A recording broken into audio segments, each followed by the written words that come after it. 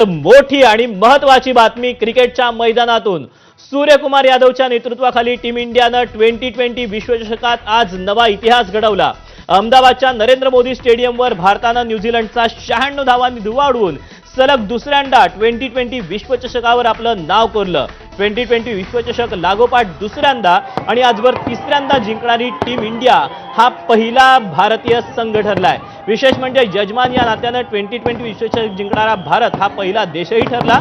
या सामन्यात भारताच्या संजू सॅमसन, अभिषेक शर्मा आणि ईशान किशन या तीन फलंदाजांनी न्यूझीलंडच्या आक्रमणाच्या अक्षरशः चिंधड्या उडवल्या।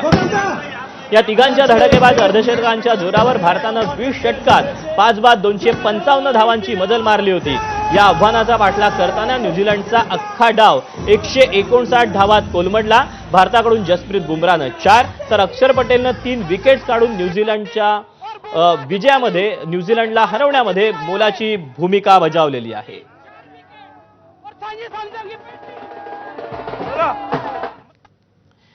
आपण याबद्दल अधिकचे अपडेट जाणून घेऊयात। विजय साळवी माझे सहकारी आपल्या सोबत आहेत। विजय, दुसऱ्यांदा आपण विश्वविजेते झालेलो आहोत, या क्षणी काय नेमक्या मनात भावना आहेत, या मॅचचं कसं वर्णन कराल?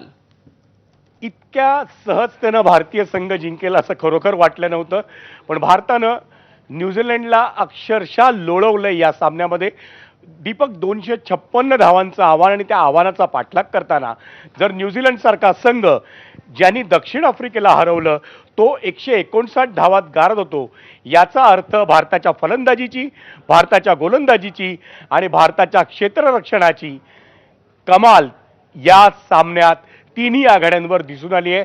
आणि म्हणूनच भारतीय संघ आज 2020च्या या दुनियेमध्ये 2020च्या या विश्वचषकात सलग दुसऱ्यांदा विजेता ठरलाय। एक मोठी कामगिरी आहे, इतिहास घडवलाय असं म्हटलं तर वावगं ठरणार नाही।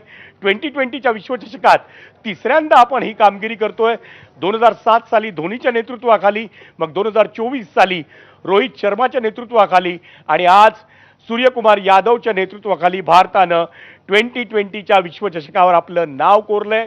भारताच्या खजिन्यात, टीम इंडियाच्या खजिन्यात तिसरा 2020 विश्वचषक आणि आजवरचे 5 विश्वचषक जमा झाले आहेत, या निमित्तानं असं म्हणायला हवं।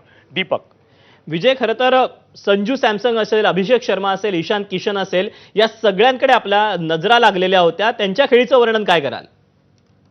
दीपक, या प्रत्येकानं कमाल केली आहे, पण सगळ्यात मोलाची कामगिरी जर कोणी बजावली असेल ना तर मला असं वाटतं की ही भारतीय संघ व्यवस्थापन, मग तो प्रशिक्षक गौतम गंभीर असेल, कर्णधार सूर्यकुमार यादव असेल आणि बाकीची त्यांच्या आजूबाजूची मंडळी असतील, टीम मधले सिनियर शिलेदार असतील, या सगळ्यांनी मिळून जी टीम आपली खेळत होती, सातत्यानं जिंकत होती, एक दक्षिण आफ्रिकेचा अपवाद वगळला तर त्या संघावर विश्वास ठेवलाय। अभिषेक शर्मावर इतकी टीका होत होती की अभिषेक शर्माला वगळायला हवं। नक्कीच संजू सॅमसन त्या शर्यतीत कुठेतरी पुढे होता। अभिषेक शर्मा जर खेळत नाहीये तर संजू सॅमसनला संधी द्यायला पाहिजे होती, हे आपणही म्हटलं आणि ती मिळाली, पण अभिषेक शर्माला तुम्हाला वगळून चालणार नाही। अभिषेक शर्मा हा 2020च्या विश्वचषकातला आज सर्वात असफल फलंदाज होता असेल कदाचित, पण तो 2020च्या विश्वचषकाआधी रँकिंगमध्ये नंबर 1 होता आणि त्यानं आपली ताकद फलंदाजीची काय आहे ती फायनलमध्ये दाखवून दिली आहे। कर्णधारानं, संघ व्यवस्थापनानं त्याच्यावर जो विश्वास टाकला तो त्यानं सार्थ ठरवलाय। न्यूझीलंडच्या गोलंदाजीची चिंधड्या उडवण्याची सुरुवात जर कोणी केली असेल तर ती अभिषेक शर्मानं केली। मग संजू सॅमसननं त्याच्या पावलावर पाऊल ठेवलं, 89 धावांची खेळी केली आणि मग ईशान किशन, तो तर या अख्ख्या टुर्नामेंटमध्ये जबरदस्त फॉर्म आहे। शॉर्ट आर्म पूल त्याने ज्या पद्धतीनं मारतोय ना ते पाहता मला सातत्यानं विनोद कांबळीची आठवण येते।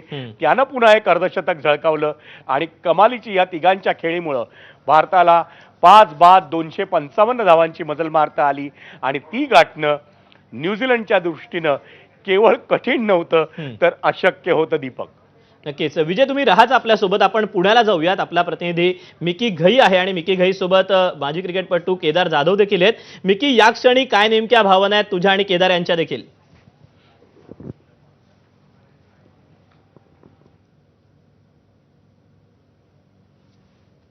मोदी मैदानावर जो इतिहास या ठिकाणी भारतीय टीमने या ठिकाणी केलेला आहे त्याच्यासाठी स्वतः जल्लोष करण्यासाठी या सगळ्या क्रिकेट प्रेमींबरोबर क्रिकेटर केदार जाधव हातात तिरंगा घेऊन रस्त्यावर आलेला आहे आणि जल्लोष बघतोय. तू सकाळी सांगितलेलं एबीपी माझाला 250 पेक्षा जास्त स्कोर होईल आणि विश्वास होतं. मुमरानी जादू केली आहे. नक्कीच मला खात्री होती. मागचा सामना पण आपण बघितला होता की इंडियन टीमने चांगलाच जिंकला होता आणि ज्या मोमेंटम मध्ये इंडियन टीम खेळत होती मला खात्री होती की आज भारतीय संघ आपला तिरंगा पुन्हा एकदा जगामध्ये सर्वोच्च होणार. क्रिकेट प्रेमीसाठी एक अभिमानाची गोष्ट आहे वर्ल्ड कप आणणं. नक्कीच भारताने गेल्या 3 वर्षामध्ये 2 वर्ल्ड कप जिंकलेले आहेत. त्यामुळे मला वाटतं भारतीय संघ आज जगामध्ये सर्वोच्च आहे. क्रिकेट प्रेमी या ठिकाणी जमले. तू अक्षरशः रस्त्यावर आला तुझी गाडी घेऊन. मला कारण मी जेव्हा खेळायचो तेव्हा मला माझे मित्र सांगायचे की वैशाली च्या बाहेर आणि FC रोडला अख्खं जाम झालंय, इंडियाचा फ्लॅग सगळे जल्लोष करतायत. तर मला तो अनुभव नक्कीच घ्यायचा होता आणि आज मी थँक्यू सांगेन पुन्हा एकदा भारतीय टीमला, सूर्यकुमार यादवला, गौतम गंभीरला आणि ICCचे अध्यक्ष आपले जय शहा यांना की ज्या प्रकारे भारतीय संघ खेळलेला आहे या पूर्ण टुर्नामेंटमध्ये आणि 2023 मध्ये याच वेन्यूवर आपल्याला पराभव पत्करावा लागला होता, पण आज त्याच वेन्यूवर आपण तिथे विश्वचषक जिंकलेला आहे. क्या बात आहे. आपण बघितलंय एका पाठोपाठ एक विकेट पडत होते. ज्या पद्धतीने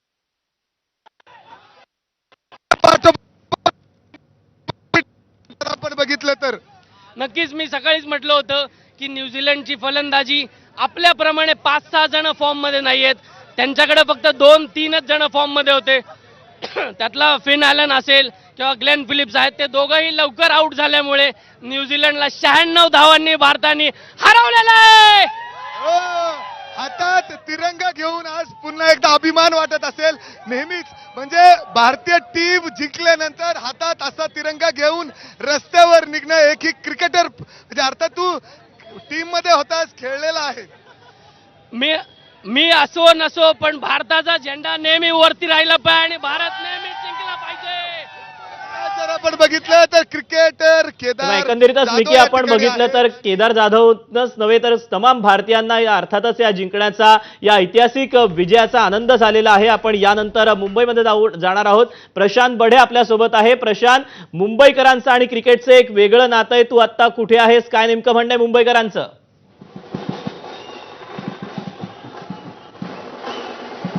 मी मुंबईच्या चौकातलं दृश्य दाखवतो. मी छत्रपती शिवाजी महाराज पार्काच्या बाहेर असलेल्या रस्त्यावर आहे आणि हा रस्ता पूर्ण ठप्प झालेला आहे. आपण जर शेवटपर्यंत बघितलं तर प्रत्येक मुंबईकर जो आहे तो रस्त्यावर उतरलेला आपल्याला पाहायला मिळतोय. शिवाजी पार्कला असा पूर्ण वेळा जर आपण बघितला तर सगळ्या ठिकाणी चौकात हा जल्लोष आपल्याला पाहायला मिळतो आहे. चौकात तिरंगा झेंडे जे आहेत ते घेऊन अशा प्रकारे भारतीय बाहेर पडलेले आहेत आणि आनंद व्यक्त केला जातोय कारण तिसऱ्यांदा भारताने T20चा वर्ल्ड कप जिंकलेला आहे. त्याचा जल्लोष इथे पाहायला मिळतोय. ढोल ताशे वाजवले जात आहेत, रस्त्यावर गुलाल उधळला जातोय आणि प्रचंड आनंद जो आहे तो या ठिकाणी व्यक्त करताना आपल्याला मुंबईकर दिसतात. हे चित्र बघा, पूर्ण रस्ते जे आहेत, चौक आहेत ते या ठिकाणी जे आहेत ते पूर्ण चौक अशा प्रकारे गर्दीने फुलून गेलेले आहेत आणि जल्लोष जो आहे, आनंद जो आहे तो व्यक्त केला जातोय. आपण जर बघितलं तर या तिसरा वर्ल्ड कप जो आहे तो भारताने जिंकत असताना अनेक जर खेळाडू बघितले त्यातील महत्वाचे आपले बॅटिंग लाईनअप तसाच झाला, बॉलिंग लाईनअप देखील उत्कृष्ट झाला आणि त्यामुळे एकूणच आता कसं पाहताय वर्ल्ड कप जिंकलाय भारताला, काय आनंद वाटतोय? आज आपल्याला खूप आनंद झालाय. आपली टीम जिंकली वन साइड. आपली कोणाला ठेवलाच नव्हता. वन साइड घातली, वन साइड. जोश जल्लोष आपण बघतोय. अगदी मोठ्या प्रमाणात या ठिकाणी गर्दी जी आहे ती पाहायला मिळते आहे आणि या गर्दीमध्ये शेकडोच्या संख्येने जे आहे ते मुंबईकर दाखल होत आहेत. प्रत्येक चौकामध्ये आपल्याला अशी गर्दी पाहायला मिळते आहे. नक्कीच, तेव्हा हे मुंबईकर मोठ्या संख्येनं सध्या रस्त्यावर उतरलेले आहेत. आर्थिक राजधानीतली आपण ही दृश्य पाहिल्यानंतर राज्याची उपराजधानी नागपुरात जाऊयात. रजत आपल्यासोबत आहे. रजत, नागपूरकरांचं काय म्हणणं आहे, काय भावना आहेत नागपूरकरांच्या? दीपक, नागपूरच्या लक्ष्मी भुवन चौकावरची ही दृश्य आहे आणि जेव्हा भारताने तिसऱ्यांदा T20 विश्वचषक जिंकलेला एक मोठा उत्साह इथे दिसून येत आहे. यंदा अहमदाबादचा स्टेडियम लकी ठरलं. स्टेडियम तर लकी होतच, स्टेडियम लकी असो नसो, परंतु हिंदुत्वासाठी काय कशा पद्धतीने आजचा पूर्ण सामना जो पाहिला, एक तर्फ सामना जिंकलेला भारताने, एक नंबर मजा आली आजच्या मॅच मध्ये, वन साइड सामना झाला. न्यूझीलंडने यापूर्वी विश्वचषकामध्ये भारताला हरवलं, तर आज भारताने तो न्यूझीलंडला चान्स नाही दिला. बहुत अच्छा खेला इंडिया ने और इंडिया के इंशाल्लाह बॉयज प्लेड वेल. जय माता दी. तुम्ही पाहू शकता की कशा पद्धतीचं वातावरण या ठिकाणी आहे. दरवर्षी जेव्हा भारत मोठा सामना क्रिकेटमध्ये जिंकतो, या चौकावर अक्षरशः तरुणाईचा जल्लोष दिसून येतो. आणि आज जो चित्र आहे तो काहीसा वेगळा आहे, कारण भारताने विश्वचषक T20चा तिसऱ्यांदा जिंकलेला आहे आणि पहिली टीम ठरलेली आहे ज्यांनी सलग दुसऱ्यांदा विश्वचषक जो आहे तो T20चा जिंकलेला आहे आणि आपलं नाव त्याच्यावर कोरलेलं आहे. नक्कीच रजत, तुम्ही राहाच आपल्यासोबत. आपण पुन्हा एकदा आपल्या न्यूजरूम मध्ये येऊयात. विजय सर आपल्यासोबत आहेत. विजय, एकंदरीतच मुंबईकर असतील, नागपूरकर असतील, पुणे असेल, अवघा देश असेल आनंदानं सध्या न्हाऊन निघालेला आहे. रंगपंचमी खऱ्या अर्थानं आपण साजरी केली असं म्हणावं लागेल.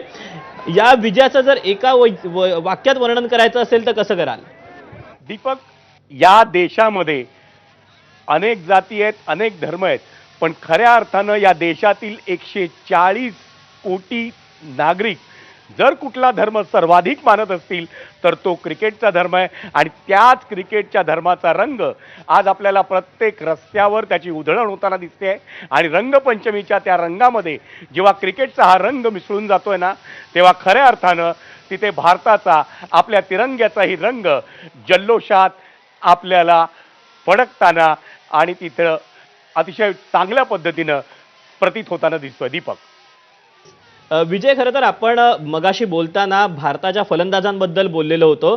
तितकंच जे महत्त्व आहे ते बुमरा असेल, त्यासोबतच अक्षर पटेल असेल, यांनी जी आपली कामगिरी आहे ती तितकीच चोख बजावली आणि आपल्याला विजयापर्यंत नेऊन रोखलं.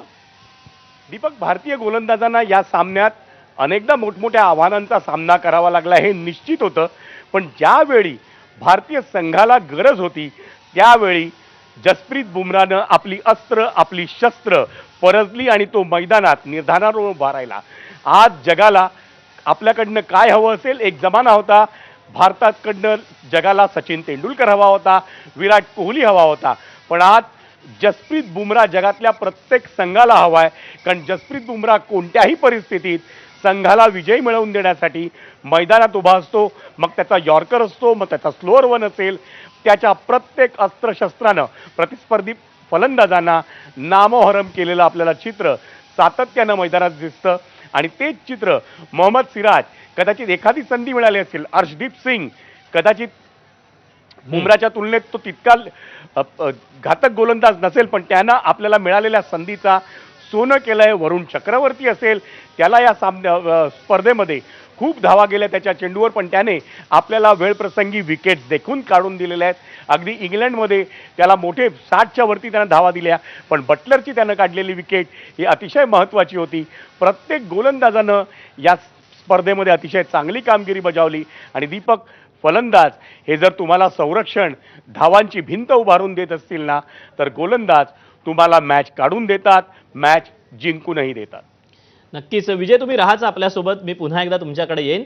आपण पुन्हा एकदा नागपूरला जाऊयात. रजत आपल्यासोबत आहे. रजत, खरं तर नागपूरकरांचा हा जो काही जल्लोष आहे तो काही कमी होताना पाहायला मिळत नाहीयेत. नागपूरकरांच्या काय नेमक्या भावना आहेत, त्यांना काय वाटतं या विजयाबद्दल? क्या बनोगे क्या?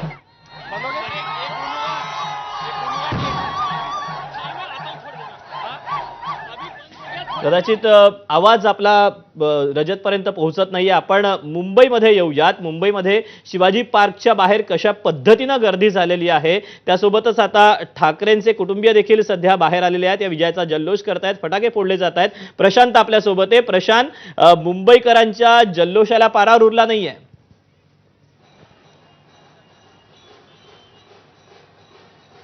खरं तर चित्रच थेट पहा, मुंबईकरांच्या जल्लोषाला कसा पारावर उरलेला नाहीये. कारण सुरुवात भारताची थोडी स्लो झाली पहिल्या 2 ओव्हर, आणि नंतर जे काही भारताने धुवाधार फलंदाजी केली आणि तितकीच सुंदर गोलंदाजी केली, आणि एकूणच या सगळ्या मॅच मध्ये भारताने जणू काही एकतर्फा विजय जो आहे तो मिळवलेला आपल्याला पाहायला मिळतोय. आणि त्यामुळे रस्ते ठप्प झालेत. सगळा रस्ता बघा, शिवाजी पार्कच्या बाहेरचा हा रस्ता आहे. लोक गाड्यांच्या वर चढून तिरंगा झेंडा जो आहे तो या ठिकाणी आपल्याला लोकांना दाखवताना पाहायला मिळतो आहे.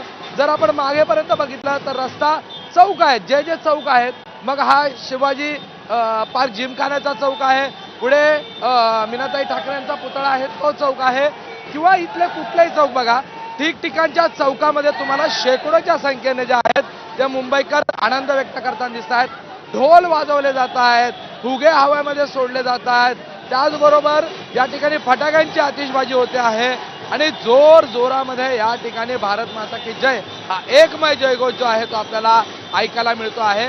याचं कारण म्हणजे भारताने या विश्वचषकावर नाव कोरलेलं आहे. बरं, एकदा नाही, दोनदा नाही, तर अशक्य असलेल्या 3दा भारताने आतापर्यंत जे आहे ते या वर्ल्ड कपवर नाव कोरलेलं आहे.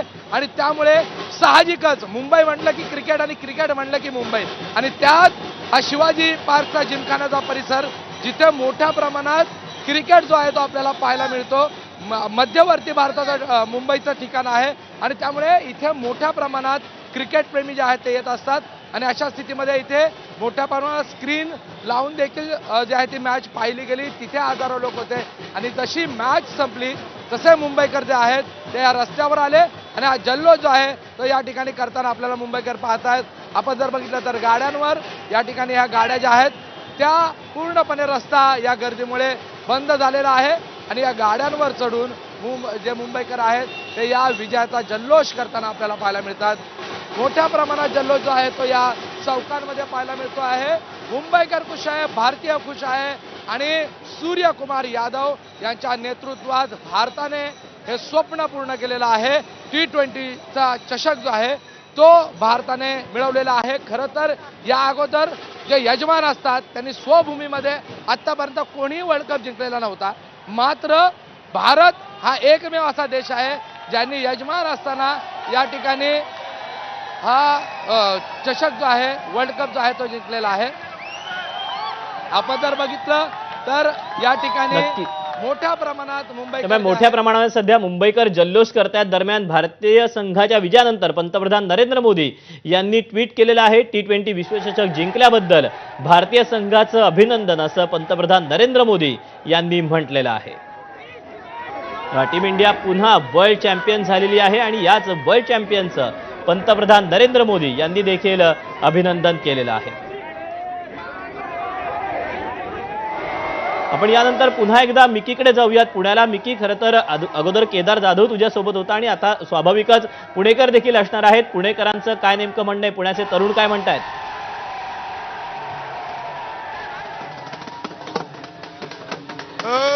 आता जर आपण बघितलं तर मी फर्ग्युसन रस्त्यावर आहे आणि क्रिकेट प्रेमी कशा पद्धतीने पुण्यामध्ये रस्त्यावर उतरून जल्लोष करतायत हे इथं दिसतंय. हातात साऊंड बॉक्स असेल, ढोल ताशा असेल, जे काय दिसतंय ते इथं आणून जल्लोष साजरा होतोय. आणि आज जो काय उत्सव आहे, एखादा दिवाळी सारखा सण आहे, अशी परिस्थिती पुण्यातील या फर्ग्युसन रस्त्यावर आहे. मॅच जिंकल्यानंतर अशा पद्धतीने हजारो पुणेकर रस्त्यावर उतरलेले आहेत आणि साजरा होतोय तो म्हणजे वर्ल्ड कपचा विजय. आपण बघतोय टाळाच्या ठेक्यावर अशा पद्धतीने ठेका धरून हे सगळे पुणेकर नाचतायत. पुढे जर आपण गेलो तर स्वतः क्रिकेटर केदार जाधव देखील या ठिकाणी आलेला आहे. आपण ढोल ताशा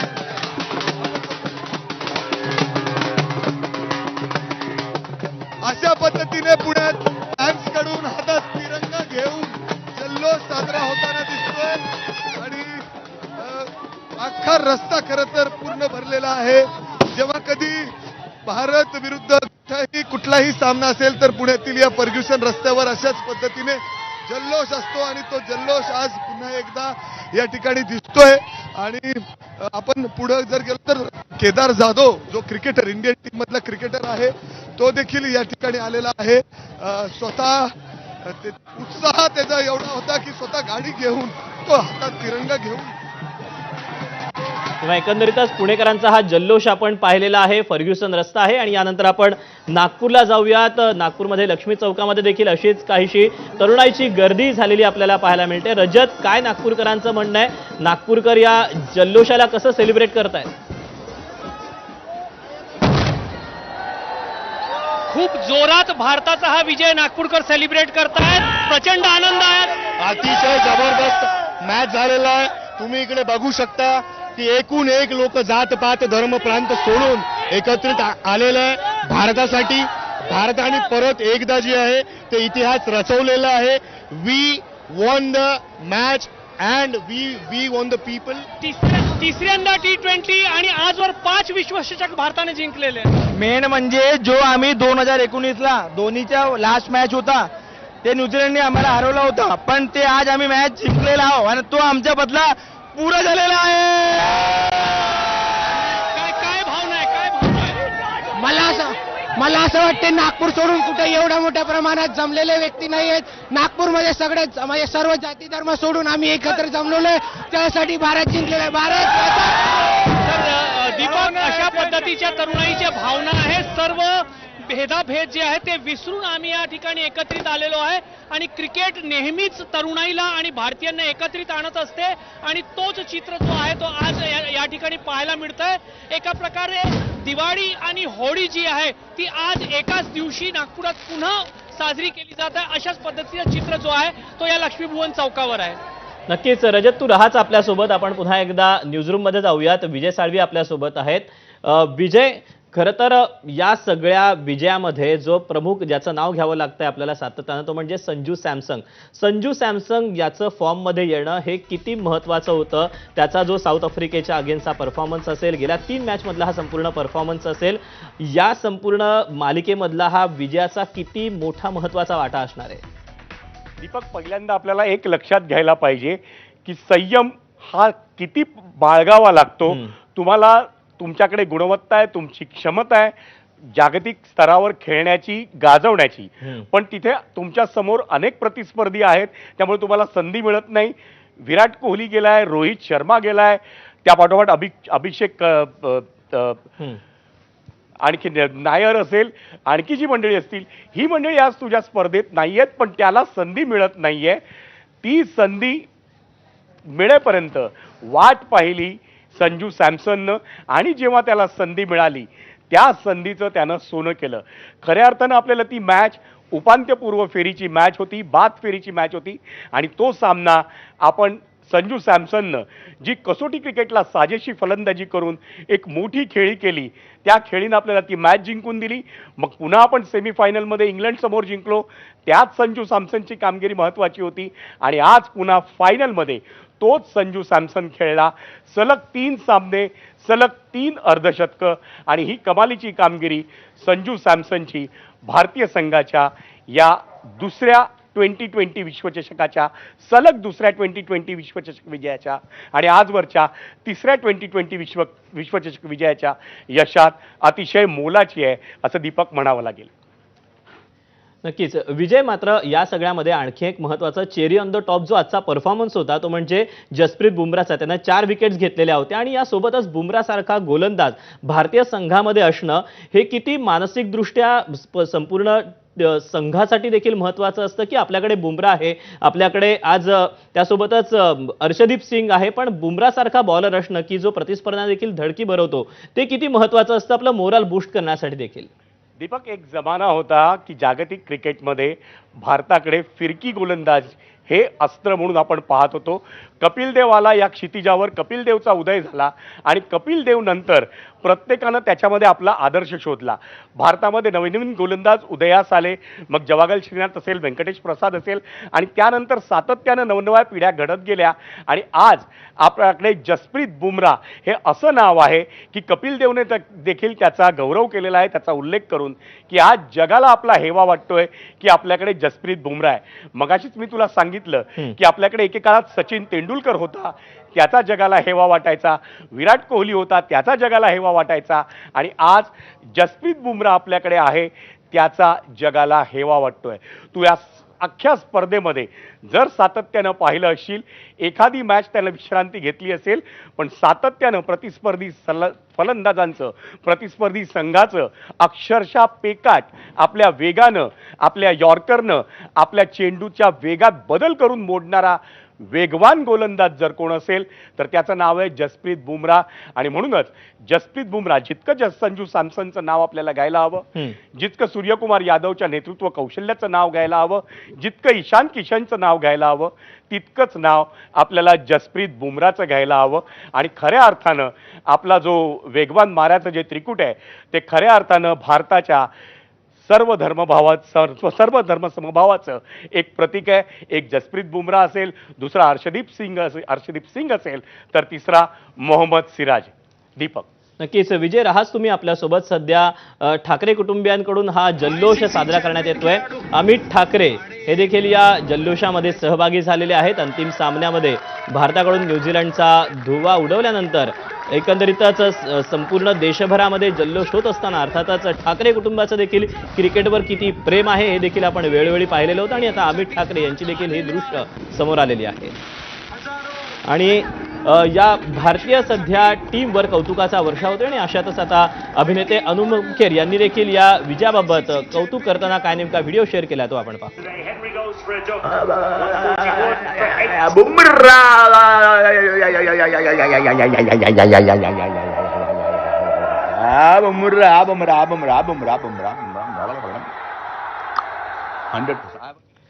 दरम्यान आपल्या विश्वविजयाचे हिरो कोण कोण आहेत तर संजू सॅमसन 89 धावा त्यानं आज केल्यात, ईशान किशन 54 धाव्या, अभिषेक शर्मा 52 धावा, जसप्रीत बुमराह 4 विकेट्स आणि अक्षर पटेल 3 विकेट्स यांचा या विजयामध्ये मोलाचा वाटा राहिलेला आहे. आणि अर्थातच सूर्यकुमारच्या नेतृत्वात भारतानं हे ऐतिहासिक यश जे आहे ते मिळवलेलं आहे.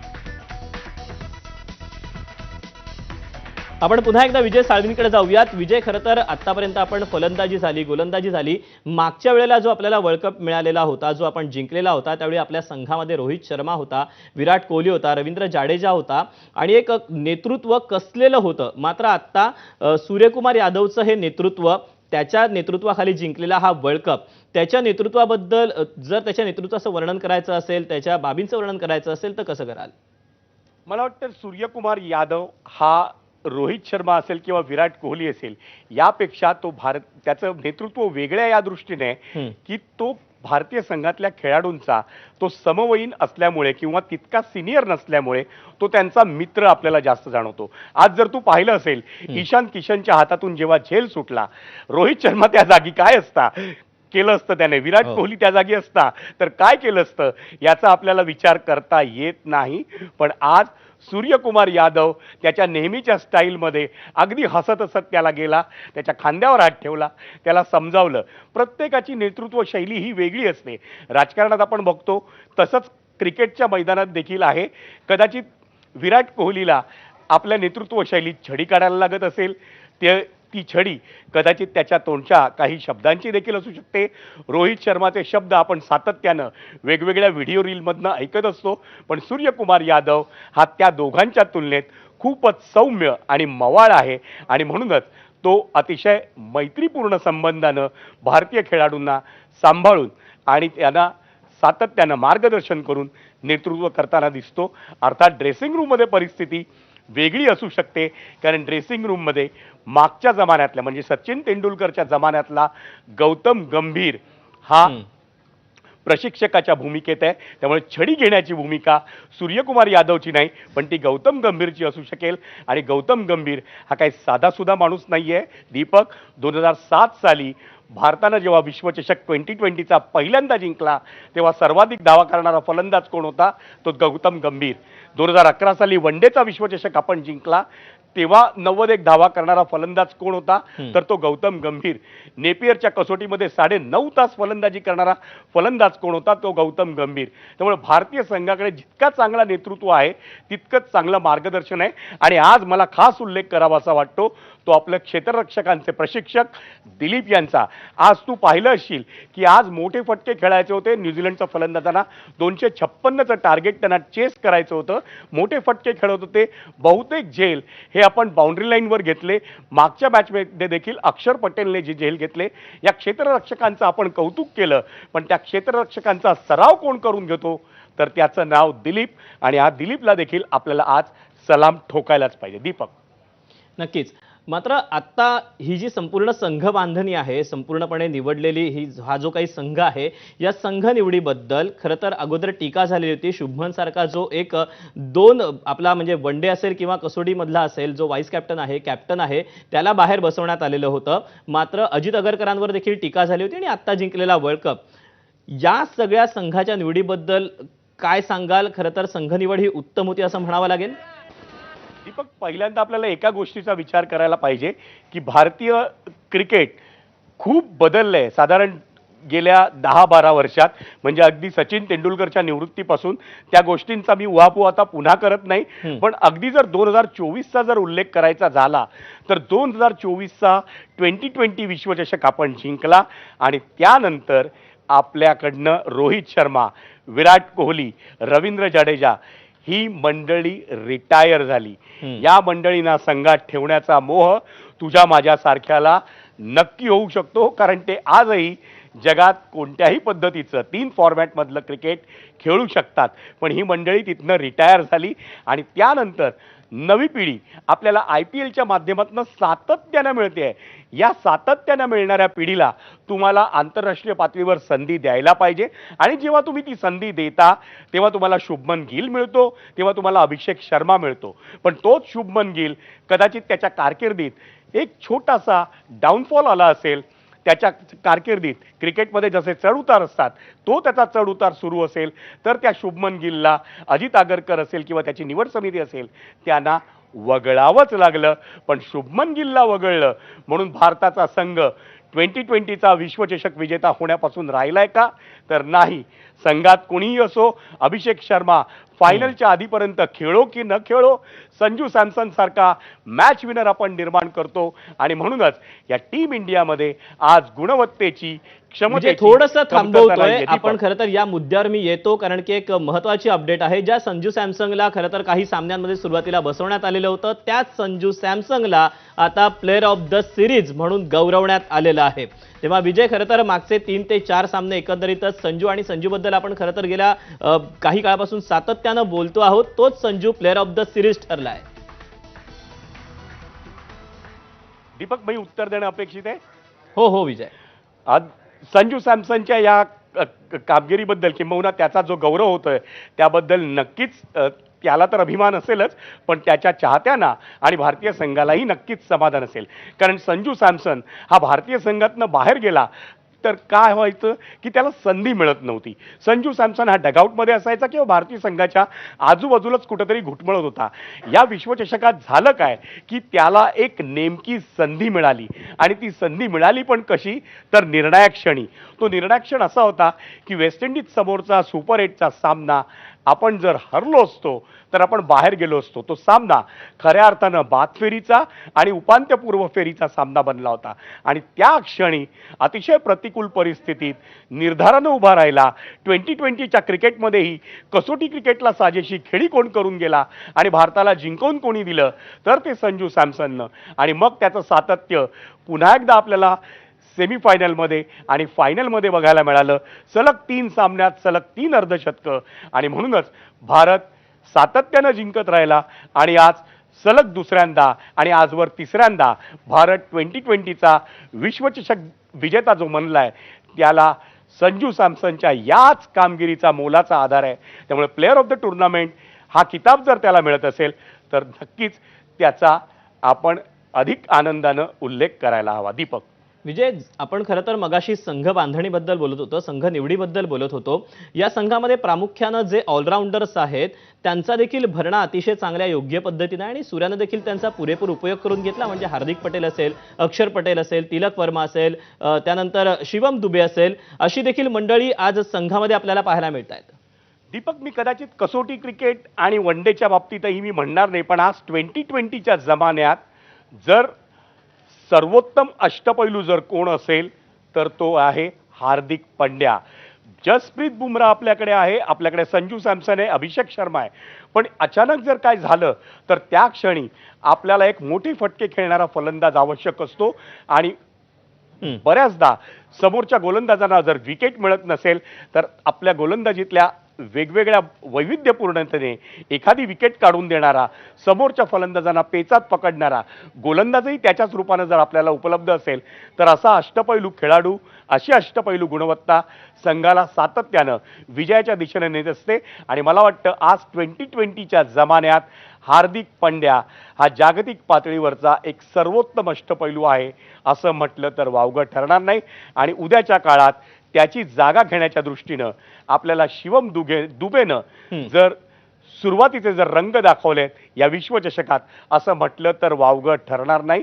कारण शिवम दुबे आजवर त्याच्या फलंदाजीविषयी काही शंका घेण्यात येत होत्या, पण या विश्वचषकात त्यानं दाखवून दिलं की मी फिरकी गोलंदाजांना आणि वेगवान गोलंदाजांना, दोन्ही पद्धतीच्या गोलंदाजांना तितक्याच क्षमतेनं स्टेडियमच्या बाहेर फेकून देऊ शकतो. आणि त्यानं सातत्यानं अतिशय मोलाच्या खेळी केल्या. अगदी सेमीफायनलमध्ये तर आपण पाहिलं की त्याला वरच्या क्रमांकावर बढती देण्यात आली होती आणि त्या वरच्या क्रमांकावर दिलेल्या बढतीचाही त्यानं फायदा उचलला. म्हणूनच आज हार्दिक पांड्या आपल्याकडे आहे, पण त्याच वेळेला शिवम दुबेही निर्माण होतोय. ही भारताच्या दृष्टीनं सर्वात समाधानाची बाब आहे. दीपक. विजय, तुर्तास धन्यवाद या सगळ्या सविस्तर विश्लेषणाबद्दल आणि दिलेल्या एकंदरीतच माहितीबद्दल. आणि अर्थातच भारतानं जो काही विजय सेलिब्रेट केलेला आहे त्यामध्ये आपण देखील सगळेजण सहभागी होत असतो. पुन्हा एकदा धन्यवाद.